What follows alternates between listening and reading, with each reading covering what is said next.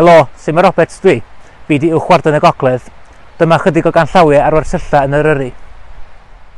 Yn ôl y gyfraith, mae'r rhaid i dderbyn caniatâd y tir berchenog cyn gwersylla ar unrhyw dir. Os ydych chi heb dderbyn caniatâd y tirfeddiannwr i wersylla, ddylsech chi adael yn syth gan mynd â holl gyfarpar gwersylla a sbwriel adre efo chi. Os ydych chi wedi derbyn caniatâd, mae'n bwysig dilyn y canllawiau dilynol mwyn sicrhewch eich bod yn gwarchod y bwyd gwyllt a'r cymunedau sy'n dibynnu ar y tir mewn bywoliaeth. Mae'n bwysig iawn eich bod yn cadw'ch lefel sŵn yn isel mwyn parcio bobl eraill sy'n yma i fwynhau Eryri.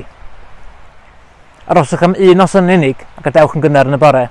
Ewch â phob peth fo chi, peidiwch gadael dim olion ar ôl o'ch arosiad. Peidiwch â cynnig tân, gall hyn beryglu cynefin a bwyd gwyllt. Defnyddiwch stof nwy ar wyneb cadarn i goginio.